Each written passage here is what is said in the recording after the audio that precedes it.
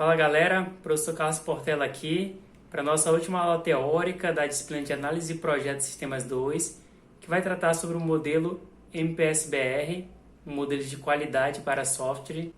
Na aula de hoje a gente vai abordar mais especificamente o modelo MR-MPS-SW. O que significa essa sigla? Modelo de referência de melhoria do processo de software para software. Pode parecer meio redundante, mas foi colocada essa sigla porque há outras variações de modelos do programa MPS-BR, como por exemplo o modelo para RH e o modelo para aquisição de software. Bom, mas o que vem a ser esse programa MPS-BR? Aqui nessa figura a gente verifica que esse modelo tem uma base técnica, que é a ISO IEC 12207, que possui definições e conceitos sobre processo de software, a ISO IEC 15504, que propõe um processo de avaliação de outros processos de software, e o CMMI, que foi o assunto da aula passada, que é um modelo de maturidade e capacidade que é amplamente utilizado internacionalmente. Então a Softex, juntamente com o governo e algumas universidades, adequou esse referencial teórico para a realidade das empresas brasileiras, o que originou esse programa MPS-BR, juntamente com seus modelos, como o MR e MPS-SW. E quais são as vantagens de eu adotar esse modelo? Ele possui 7 níveis de maturidade, isso faz com que a implantação seja mais gradual e adequada para a realidade das empresas brasileiras, ao invés dos 5 níveis propostos pelo CMMI. E esse modelo possui embasamento no próprio CMMI e nas normas da ISO 12207 e 15504. A avaliação das empresas é bienal, ou seja, uma certificação no modelo ela tem a duração de 2 anos e também foi derivado de um esforço entre universidade e empresa, o que faz com que o modelo tenha uma forte base teórica, mas também seja aplicável na prática, dado que as empresas participaram desse processo de construção do modelo. Então, os componentes do modelo são as normas ISO, juntamente com o CMMI, que faz com que a gente derive esse modelo de referência MPS. Também eu tenho um método de avaliação, baseado na ISO IEC 15504, e um modelo de negócio, que busca justamente considerar a realidade das empresas brasileiras e os portes das pequenas e médias empresas. No modelo de referência, eu tenho um guia geral, que explana sobre quais são os processos de cada nível de maturidade, um guia de aquisição para empresas que adquirem software de terceiros, um guia de avaliação e um documento do programa. É importante destacar que eu tenho esses guias de implementação. Para cada nível do modelo, eu vou ter esse guia explicando como aplicar cada resultado esperado. O guia geral ele descreve um modelo de referência para a melhoria de processo de software, o MR e MPS, e fornece uma visão geral sobre os demais guias que apoiam os processos de avaliação e de aquisição. Então, o público-alvo desse guia são instituições que estejam interessadas em aplicar o MR e MPS para melhorar esses processos de software e também instituições implementadoras. O que são essas instituições implementadoras? São empresas de consultoria que implementam esses modelos em empresas de software. Então, eu posso ou aplicar por conta própria na minha empresa, ou eu posso terceirizar esse trabalho de implementar melhoria na minha empresa. E também as instituições avaliadoras, as IAs, que são as que realizam a análise de aderência das empresas a esse modelo. Também eu tenho aqui como público-alvo qualquer outro interessado em processo de software que pretendem conhecer e utilizar o MR-MPS como referência técnica. Por exemplo, universidades, pesquisadores que fazem pesquisas relacionadas a esse modelo, a sua aplicação, a sua avaliação, dentre outros temas relacionados. O modelo de referência ele contém requisitos que os processos das unidades organizacionais devem atender para estar em conformidade com o modelo de referência, e essa conformidade ela faz parte do modelo de referência de processo da norma ISO IEC 15504-2, que justamente trata da avaliação. Por esse motivo, ela contém as definições dos níveis de maturidade, os processos que são formados por propósitos e resultados esperados e atributos do processo que também possuem resultados esperados. As atividades e tarefas necessárias para atender o propósito e resultados de um processo, eles não são definidos e isso fica a cargo dos usuários do MRPS. Como assim? O modelo ele descreve o que se espera que a empresa possua em seu processo para que esse processo tenha qualidade. A maneira de se atingir esse resultado esperado fica a cargo da empresa. Então ela pode escolher qual vai ser a técnica, qual vai ser a abordagem utilizada para poder atingir aquilo que se espera dela quando for o momento da avaliação.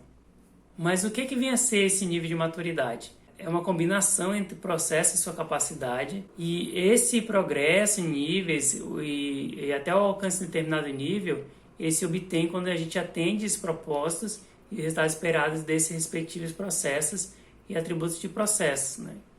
Vocês vão ver que cada nível tem um conjunto de resultados esperados e atributos de processo.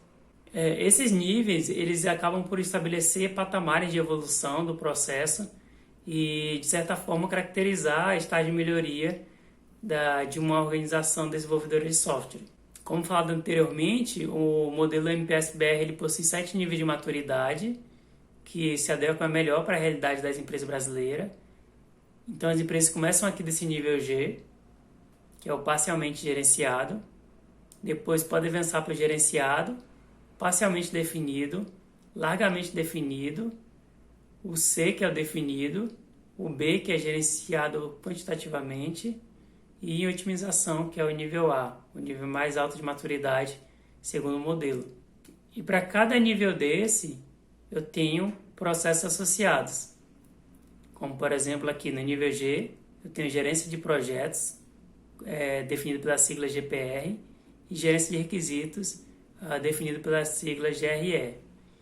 E para cada nível posterior, o F, E, D, C, B, A, também eu tenho os processos associados. A gente pode estabelecer um paralelo entre a abordagem do MPS-BR com a do CMMI.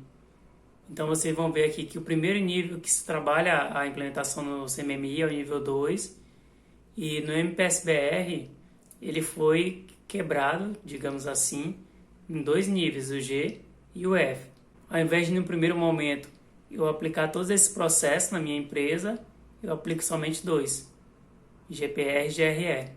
Isso faz com que essa implementação seja bem mais gradual, como a gente estava falando anteriormente. A mesma logística aqui, a mesma abordagem foi aplicada para o nível 3, onde ele foi quebrado em 3 níveis, o E, o D e o C.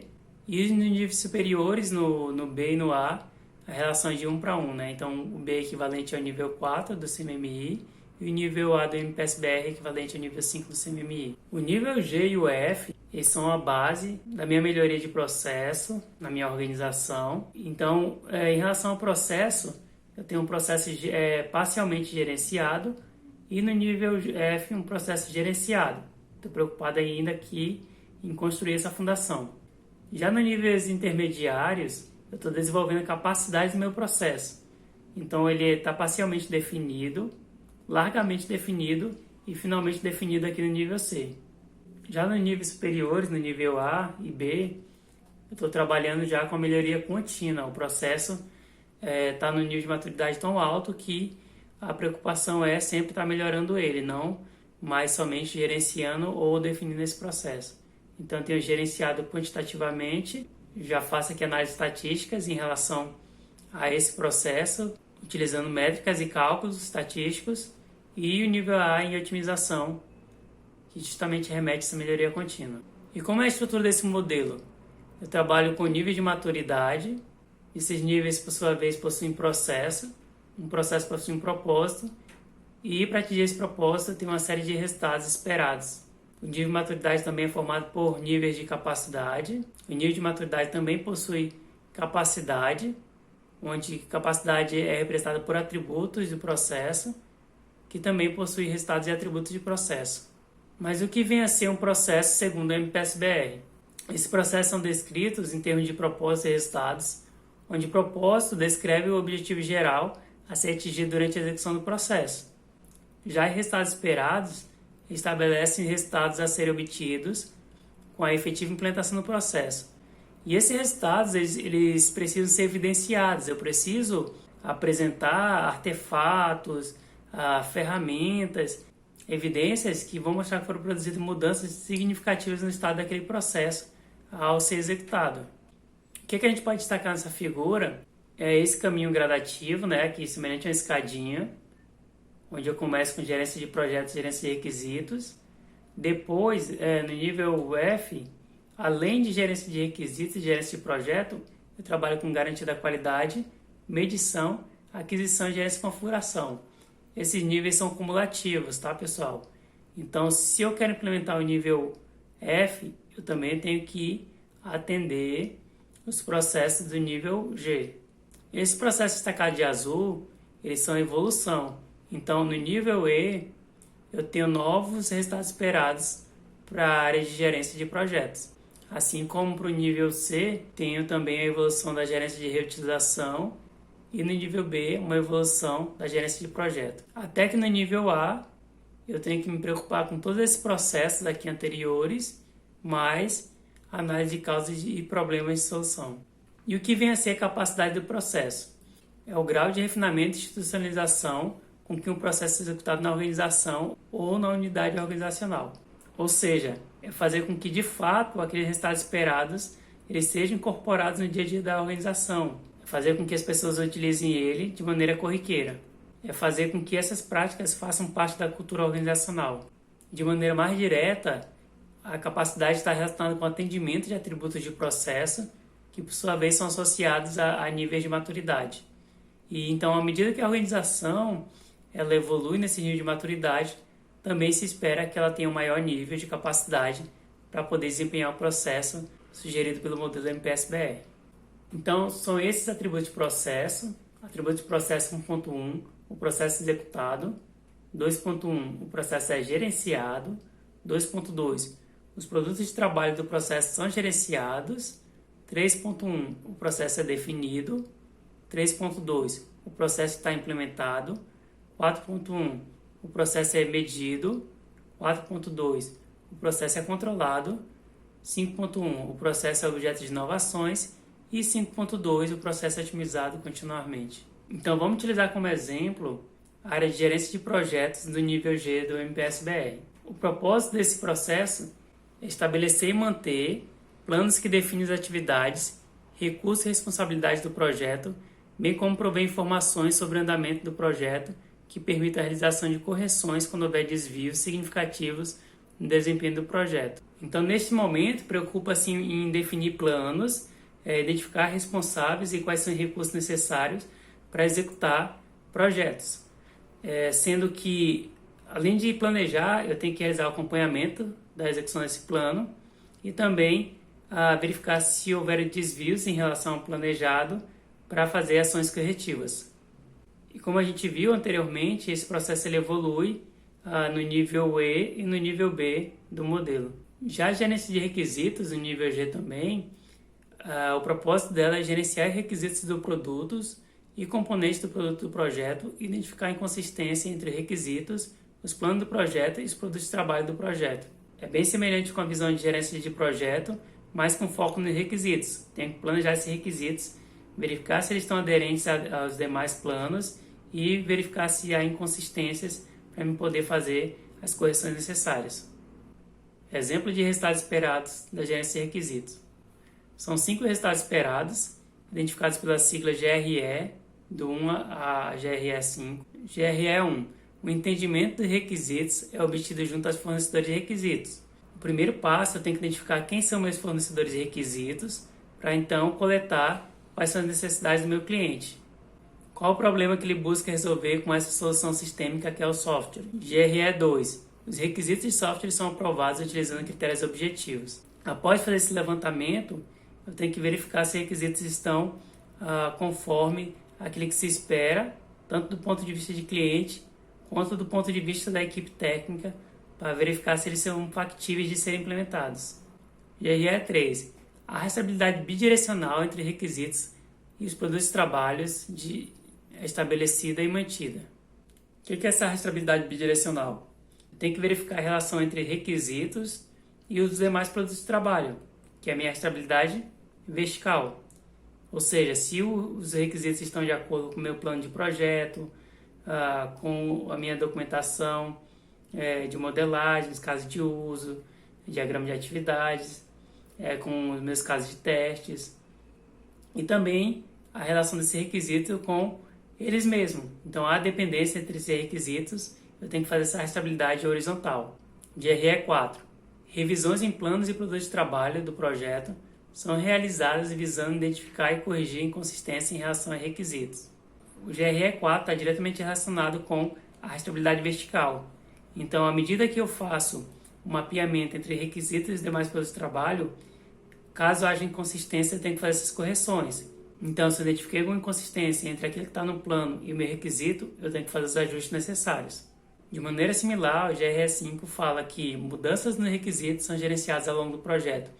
Caso haja mudanças nos requisitos, eu tenho que verificar o impacto dessa mudança nos demais requisitos associados a ele. A aula passada falou sobre o CMMI e essa aula a gente está falando sobre o MPS-BR. E qual desses dois modelos eu devo adotar?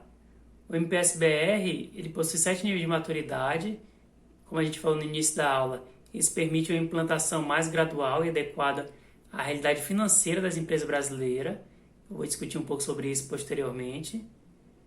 E também possui compatibilidade com o CMMI, que é um padrão internacional. Inclusive, caso a empresa já tenha obtido a certificação CMMI, ela pode pedir uma avaliação simplificada para o MPS-BR.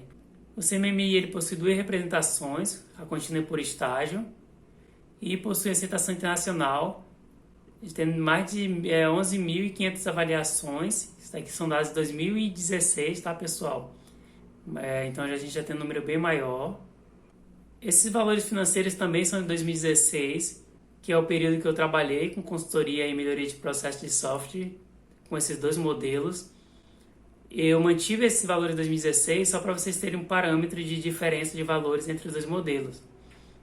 Enquanto um curso de introdução ao MPS-BR custava na época R$700, um curso de introdução ao CMMI-Dev custava R$2.900, fazendo já a conversão de dólar para real. Também eu tinha custo relacionado à prova de introdução ao MPS-BR, R$250, e custo de implementadores, né, R$1.200, R$500, nessa dinâmica de realizar um curso e depois realizar uma prova. Sendo que o curso não é obrigatório, tá, pessoal? É um curso preparatório. Eu poderia diretamente realizar a prova de implementador. Também eu tenho o curso para avaliadores e a prova para avaliadores. Em relação à implementação do modelo, dados também de 2016, o CMMI nível 2 custava aproximadamente R$124 mil, enquanto o MPS-BR nível G custava R$70 mil, todo o processo de avaliação. E o nível G, R$104 mil. Sendo que no caso do MPS-BR, existe a modalidade cooperada de avaliação, onde dá desconto de até 50% quando se junta um grupo de empresas para fazer esse processo de maneira conjunta. E a avaliação do CMMI nível 2 estava aproximadamente R$93 mil, sendo que esse valor nem contabilizava a passagem e hospedagem diária do avaliador, geralmente que é um avaliador estrangeiro, sendo modelo internacional. Já para o MPS-BR, o valor de avaliação estava R$14 mil para o nível G, R$17 mil para o nível F, sendo também existe a possibilidade de financiamento desses valores de avaliação pelo Sebrae, Softex, pelo BID, etc. Então é isso, pessoal. Essa foi a última aula teórica da disciplina de análise de projeto 2. Vai ser o ponto de partida para vocês realizarem a terceira atividade avaliativa da disciplina. Atividade essa que vale a maior nota da disciplina, 4 pontos. A ideia é que você selecione um processo do MPS-BR nível G e faça uma implementação dele, dos resultados esperados dele numa empresa fictícia. E vocês vão escrever essa abordagem de implementação no artigo padrão da SBC. Eu vou fazer um vídeo específico explicando os detalhes dessa avaliação para poder auxiliar vocês nesse processo. Então, obrigado, galera, por ter acompanhado as aulas dessa disciplina. Até a próxima!